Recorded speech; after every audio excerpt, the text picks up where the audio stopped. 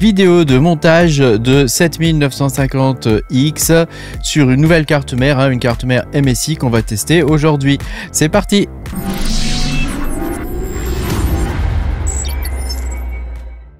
Bonjour les amis, bienvenue dans cette nouvelle vidéo où on va faire une vidéo de montage. J'adore les vidéos de montage. Pense à mettre un petit pouce bleu et à t'abonner à la chaîne si t'es pas abonné. Je te rappelle que tu peux me soutenir en allant sur patreon.com/makertronic. Tu pourras voir mes vidéos en avance. Alors vous allez me dire, encore une vidéo de montage. Eh ben oui, j'adore ça, désolé. Désolé, j'adore les vidéos de montage. Alors pour changer un peu, j'ai pris, tu vois ici, j'ai pris une nouvelle carte mère que j'ai pas testée encore, celle-ci là. Donc c'est la Pro B650MP, le chipset c'est le B650MP de MSI. Donc on va voir ce que ça donne. Alors qu'est-ce qu'elle a par rapport aux autres cartes? Alors d'habituellement je prends des Asus parce que le BIOS c'est hyper stable, mais là je me suis dit tiens, je vais tester une Pro série de MSI parce que j'en ai pour mes rigs GPU, je trouve que ça marche bien. Donc je me suis dit tiens, je vais tester celle-ci. Bon voilà, donc on va voir ce que ça va donner. Donc elle a que 3 ports PCIe. Toutes les nouvelles cartes sont comme ça, elles ont très peu de ports PCI Express. Bon, c'est comme ça. Tu vois, elle supporte la DDR5, ben encore heureux. Voilà, elle a un port 2,5 gigabits en sortie Ethernet. Lightning Gen 4, je ne sais pas ce que c'est que ce truc. Voilà, et puis Frother AI Cooling, je ne sais pas non plus ce que c'est que ça. Une intelligence artificielle soi-disant pour faire du refroidissement, OSEF quoi. Voilà, là on va mettre donc de la Corsair dessus. Alors j'ai pris de la RGB, elle était 10 balles plus chère. C'est toujours plus joli quand même la RGB pour 10 balles. Voilà, et le SSD c'est de la récup. Donc le processeur, donc j'ai pris un 7950X. J'ai pas pris le 3D. Alors vous allez me dire, mais pourquoi tu prends pas le 3D? Alors je prends pas le 3D parce que il est moins performant quand même sur certains algos et en plus on ne peut le régler que via les paramètres de Power Package Tracker, PPT, PPL, le limiteur, et je trouve que c'est un peu trop succinct au niveau d'un processeur pour pouvoir le régler finement. Donc moi je préfère prendre celui qui est pas 3D parce que on a accès au CPU ratio et au voltage, y compris au voltage corps par corps. Donc ça c'est essentiel si on veut faire de l'undervolting correct, c'est-à-dire pas trop consommer, essayer de trouver le meilleur ratio efficience, voilà, sachant que moi je paye l'électricité, donc tu vois, je fais quand même attention à l'argent que je dépense. Voilà, donc j'ai pris un 7950X, sachant que ça sera mon 4e celui-ci, et ça sera aussi mon dernier, puisqu'il y a les nouvelles séries qui arrivent, donc il y a les 8950, je crois, qui vont sortir bientôt.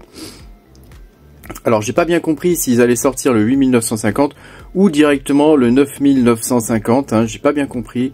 En tout cas, mon prochain montage ce sera sur ce type de processeur. Donc voilà, tu vois, il y a encore les scellés, il y a tout, voilà. En refroidissement, je change pas une équipe qui gagne. Je prends toujours celui-ci, il est petit, tu vois, parce que tu sais, il faut toujours faire attention ici que ça vienne pas taper dans la mémoire. Il y a des mémoires qui sont plus ou moins hautes, donc il faut faire attention. Parfois c'est un petit peu touchy le montage de PC pour ce genre de choses. Donc bon voilà, faut essayer de prévoir. Donc moi celui-là je l'ai testé, je sais qu'il marche bien. De toute façon nos processeurs ont les undervolt, ils sont pas censés monter à 100 degrés. Comme si il y avait le PBO d'activer et tout ça. Donc là tu vois, normalement il reste aux environs entre 50 et 60 degrés normalement, et avec ça fonctionne très bien, et en plus il est facile à monter, il est de bonne qualité, il y a une bonne pression au niveau du ventilateur, donc tu vois, on est bon. Voilà, bah écoute, je vais commencer, et puis je vais commencer à déballer les bignous, tout ça là, et puis on va regarder tout ça ensemble. Donc je vais peut-être faire de l'accéléré, on verra ça.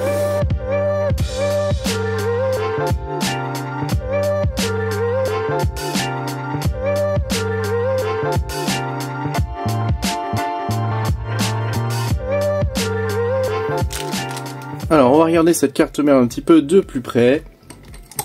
Je vais prendre un truc pour te montrer, un truc en plastique si possible. Ouais, bah j'ai trouvé un pinceau. Voilà, bon, ok, te moque pas de moi. Donc c'est livré évidemment avec le cache pour les prises, avec un seul câble SATA. Bon, ok, avec les petites prises, tu sais, pour les SSD Ouais, c'est ça. Et puis l'autre là, bah c'est la même chose. Hein. Donc ça, on verra ce que ça donne. Donc ça, c'est des trucs qui sont avissés ici et ici. Hein. Donc on va le faire, je vais le faire tout à l'heure. Hein. Donc c'est un système pas mal. Hein, ça, hein, ça permet de clipser hein, le SSD si jamais j'en mettais un. Sachant que moi, pour l'instant, je vais être pas sur du NVMe, hein, voilà. Donc, comme tu peux le voir, je choisis une carte quand même avec une dissipation ici, hein, au niveau des VRM, hein, ça c'est important. Hein. Je l'ai appris à mes dépens hein, sur une des cartes que j'ai, une MSI aussi. J'ai pas de dissipation au niveau des VRM et ça chauffe beaucoup. Hein. Voilà. Bah sinon, voilà, il n'y a pas grand chose à dire hein, sur cette carte. Elle est très classique. Voilà, on a quand même une prise au niveau des LED ici, là. On a les LED debug ici, hein, EZ debug. Ça, c'est important hein, pour savoir ce qui se passe. Il faut toujours prendre ça. J'ai pas vu qu'il y avait un système avec un bouton. Tu vois, au niveau des prises ici, j'ai pas vu qu'il y avait un bouton pour flasher.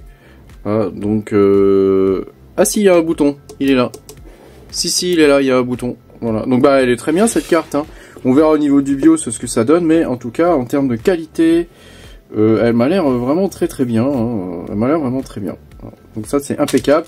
Donc tu sais, il va falloir que j'enlève ça, hein, pour pouvoir monter les trucs là. Et puis ça, je vais déjà les installer, comme ça c'est fait. Et puis voilà, on va installer le processeur, la mémoire. Après on mettra ça avec la pâte thermique et on devrait être pas trop mal.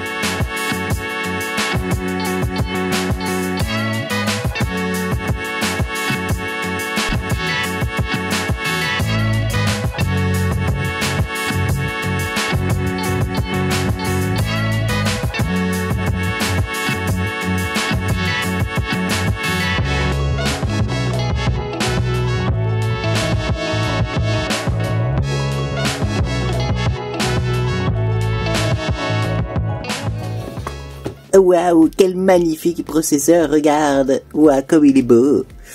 Donc ouais, c'est toujours aussi classe, hein. Il est toujours aussi classe ce CPU. Hein. Donc on va l'installer, hein. Hop.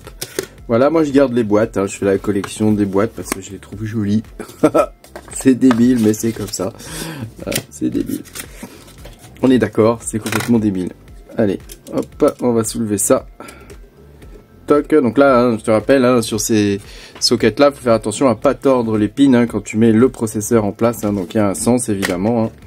Donc là, je vais récupérer le processeur, voilà, parce que comme tu peux le voir derrière le processeur, il n'y a plus de pins, hein, donc ça c'est cool.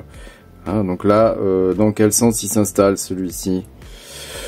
Je ne sais pas trop, comme ça peut-être.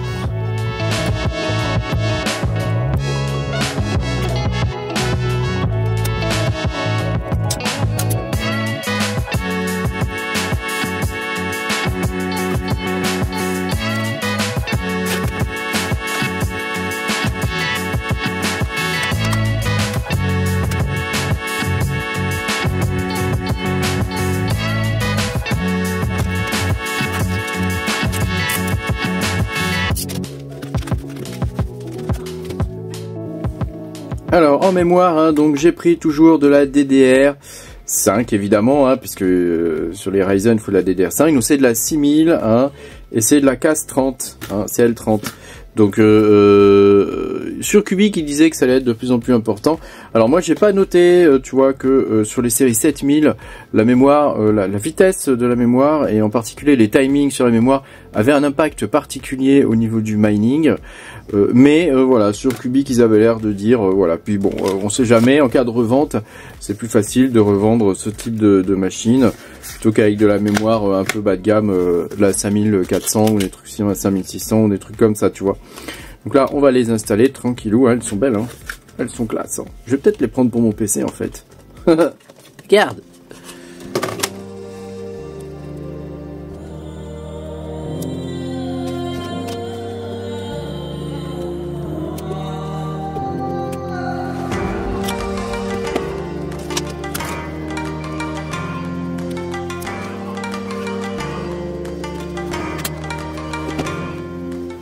Ok les gars, donc on a fini la partie de base, hein. C'est déjà fini, sniff. Donc on va enlever les 4 vis ici, hein, et puis on va passer à l'installation maintenant du Ventirad, hein. Bon c'est pas très compliqué, hein, voilà.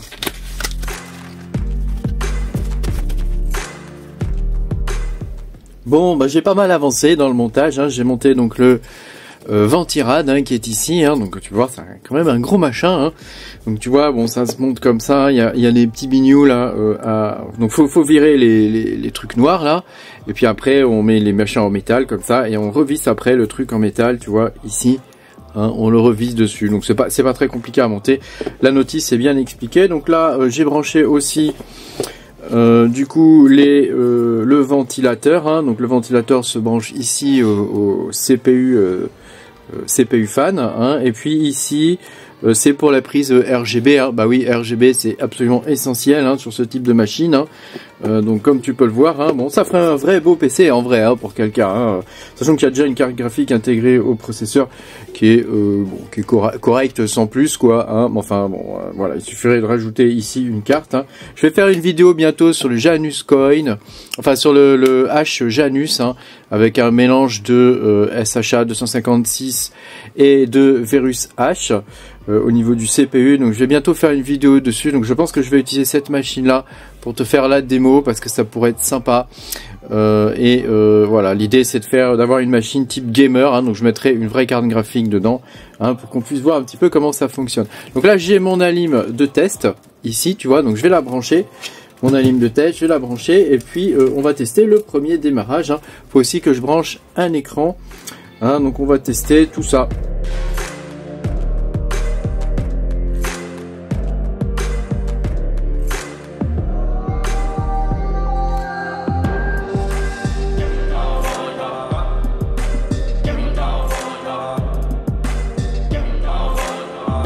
Ok, donc je viens de faire le premier démarrage. Donc là, on va passer après à l'installation du système. Donc tout s'est bien passé, elle démarre rapidement. Franchement, carte mère tip top. Je suis pas encore entré dans le BIOS, on va y aller tout à l'heure pour voir un petit peu comment ça se passe. Juste, je voulais te montrer. Donc j'ai câblé le bouton pour l'allumer et l'éteindre. Et puis voilà, il y a les LED donc qui sont bien allumés ici. Et voilà, j'ai juste branché un écran. C'est quand même très pratique, ces processeurs avec une carte graphique intégré, c'est quand même vachement pratique. Voilà, donc là écoute, on va aller je vais paramétrer le BIOS et puis je vais télécharger Ubuntu 22 parce qu'il me semble que ça c'est pas une version d'Ubuntu qu'il me faut. Je crois que j'ai la version 23 là, donc moi je vais la 22, je vais avoir la même chose partout. Et puis voilà, donc là pour l'instant je vais juste aller dans le BIOS pour voir comment ça se passe dedans, et puis je te montre tout ça bien sûr. Donc nous voici après le premier redémarrage, comme tu peux le voir. Je peux te montrer l'écran complet de l'ordinateur. Du coup, j'ai qu'une seule carte de capture, donc tu verras pas ma tête de mongol, tu verras juste voilà le truc du BIOS. Voilà. Donc l'idée, ça va être de télécharger la dernière version du BIOS pour commencer. Ensuite, on va le flasher. Et puis après, on ira faire les paramètres du BIOS. Donc tu vas voir, c'est pas très compliqué tout ça. Faut pas avoir peur. Donc F7, faut savoir que dans le BIOS, F7, ça te permet d'accéder au mode avancé. Donc tu cliques, tu appuies sur F7 sur ton clavier et tu arrives sur ce mode-là. Donc nous, ce qu'il nous faut là, donc c'est la dernière version du BIOS. Donc je vais te montrer comment ça marche. Alors toc. Attends, ça je vais le mettre là. Voilà, comme ça. Donc tu vois, on va sur le site de MSI. Donc ça c'est le site de MSI et ma carte c'est la B650MP. Donc je vais dans le BIOS et je regarde ici la dernière version. Elle date, la dernière version de build, elle date de 2024 02 07. Donc je vais la télécharger puisque je ne l'ai pas encore, celle-ci. Voilà, je l'ai téléchargée. Je vais l'extraire. Je vais extraire tout comme ça. Voilà, et donc ça, maintenant, je vais récupérer le fichier qui se trouve ici, pas le fichier texte, uniquement ce fichier-là. Donc je fais CTRL-C et je vais le mettre sur une clé USB. Donc je vais le mettre ici. Voilà. Donc une fois que je l'ai mis ici, j'ai plus qu'à la mettre sur l'ordinateur. Et puis, on devrait être bon. Donc je vais redémarrer l'ordinateur en mode flash. Alors je vais te montrer ça. C'est où ? Voilà, donc là on est dans l'ordinateur. Je vais le redémarrer en mode flash et je vais mettre d'abord la clé USB dedans. Voilà, donc là j'ai mis la clé USB, donc on va pouvoir redémarrer en mode flash. Donc nous voilà dans le mode flash, donc tu vois j'ai le SanDisk qui est mon SSD et puis j'ai le Kingston Data Traveler, donc c'est là-dedans que se trouve mon fichier, tu vois qu'il est là, donc c'est celui-ci, donc on le sélectionne. Voilà, donc tu vois File Pass là où il l'a sélectionné. Êtes-vous sûr Donc on dit oui. Voilà, et donc maintenant le BIOS va se mettre à jour de la version 1.40 à la 1.60. Donc là il n'y a plus qu'à poireauter, hein. Surtout fais bien attention à pas débrancher ton ordinateur pendant la mise à jour.